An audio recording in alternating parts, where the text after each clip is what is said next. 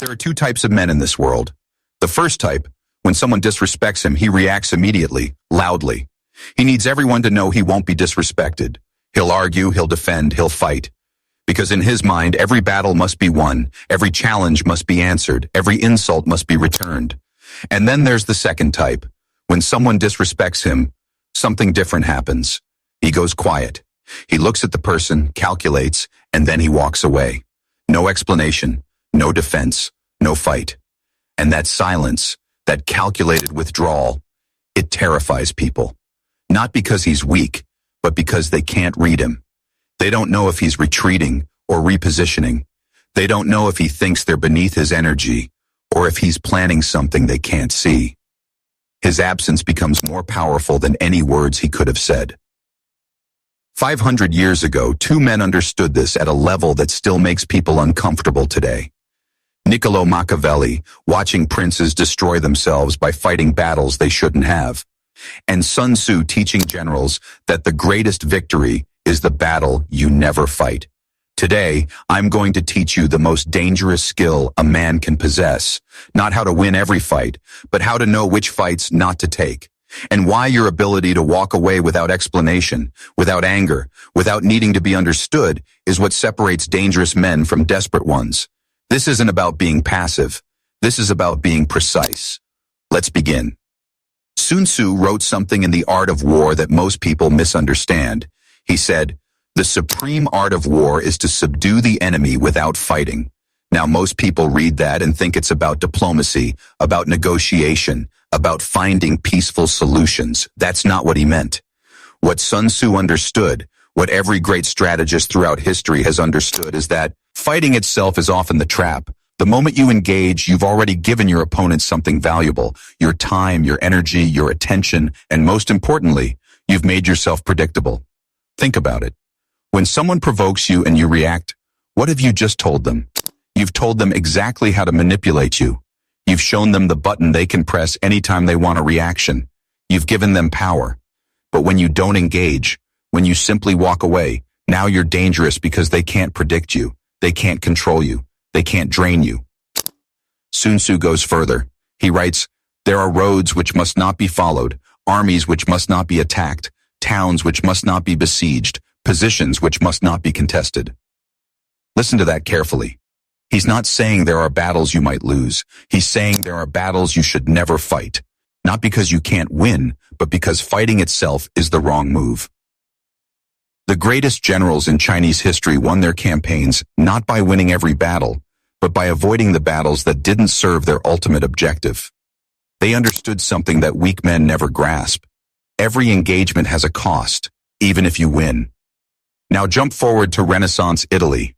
Machiavelli is watching the political chaos of Florence, families destroying each other, leaders fighting over every insult, every slight, every challenge to their authority, and he sees the pattern. The princes who felt they had to answer every challenge, they exhausted themselves. They made enemies everywhere. They fought so many small battles that when the real war came, they had nothing left. But the princes who knew when to let things go, who understood that some fights weren't worth their energy, they conserved their power. They chose their battles. And when they did engage, they did so with overwhelming force because they hadn't wasted themselves on meaningless conflicts. Machiavelli writes, "A prince must have no other objective, no other thought, nor take up any profession but that of war." But here's what people miss. He's not saying fight constantly.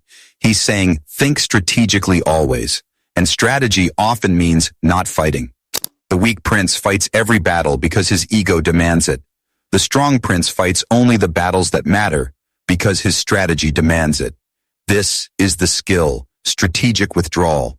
And it's the one thing that separates men who are genuinely formidable from men who are just loud. Now let's talk about why most men will never master this. It comes down to one thing, ego. A weak man's ego is fragile.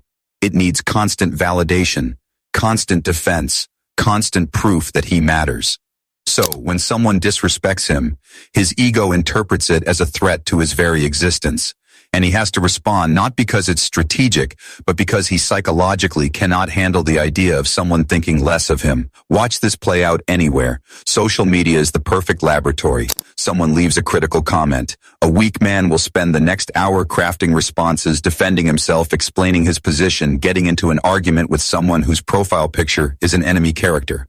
Why? Because he needs that person, that stranger who means nothing to him, to understand him, to validate him, to acknowledge that he's right.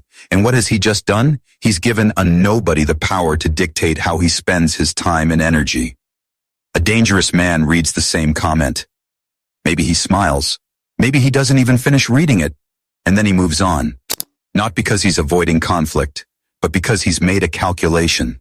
This person doesn't matter. This battle doesn't serve me. My absence is my answer. And here's what happens next. The person who left that comment, they're unfused. They expected a fight. They wanted a reaction, and they got nothing. Now they're thinking about him, wondering why he didn't respond, wondering if he even saw it, wondering if they met her so little that he couldn't even be bothered. His silence just became more powerful than any argument could have been.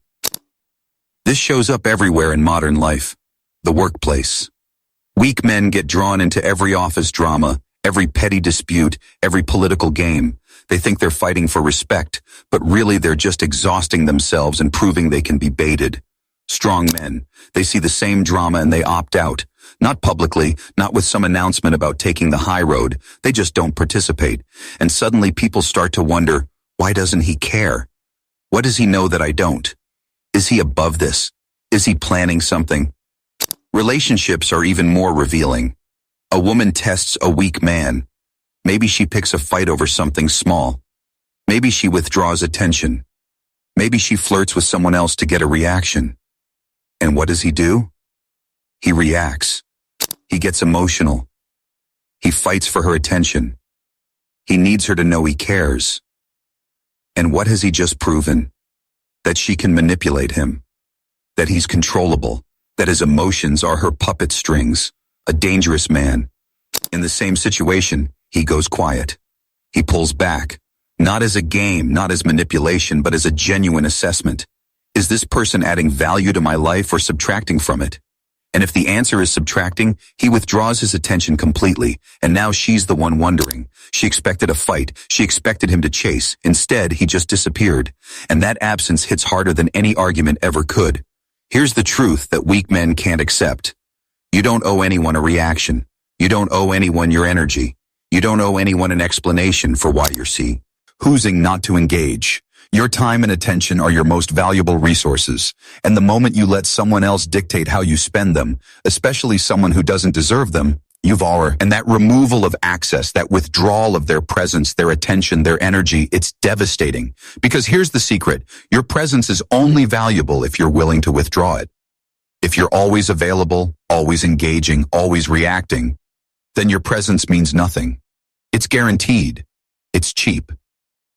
But a man who can disappear, a man who can walk away from conflict, from drama, from people who don't serve him, his presence becomes rare, valuable, sought after. And when he does choose to engage, people pay attention because they know he doesn't waste his energy on things that don't matter. This is why strategic withdrawal terrifies people, because it reveals something they don't want to face. They might not matter to you as much as they thought they did. And that realization that they can't manipulate you, can't control you, can't even get a reaction from you, it's devastating to their ego. Your silence becomes a mirror that reflects their own insignificance. Now, here's where we get tactical. Because strategic withdrawal doesn't mean you never fight. It means you fight with precision. You engage when it serves your purpose. You withdraw when engagement would cost more than it's worth. So, how do you know the difference? Sons gives us the framework. He talks about 5 factors you must assess before any engagement. The way, the weather, the terrain, the leadership, and discipline. Translated to modern life, you're asking first, what's the actual objective here? Not the surface conflict, but what's really at stake. If someone insults you on social media, what's at stake? Your ego. That's it. Nothing real. Nothing that affects your life, your income, your relationships that matter. So, you withdraw. But if someone is actively trying to damage your reputation to people who can affect your career, now there's something real at stake. Now engage. Ment might be necessary. Second, what are the conditions? Do you have the high ground? Machiavelli was obsessed with this. Never fight on your enemy's terrain, under their conditions, using their weapons. If someone is trying to drag you into an argument on their turf, their platform, their audience, their framework, you withdraw. You don't win by playing their game. You win by refusing to play. Third, what's the cost of engagement versus the cost of withdrawal? Every fight costs something. Time, energy, emotional bandwidth, reputation sometimes. Is what you gain from this fight worth more than what you spend? If not, you withdraw. Fourth, are you emotionally compromised? If you're angry, if you're hurt, if you're reactive, you withdraw always because decisions made from emotion are almost always wrong.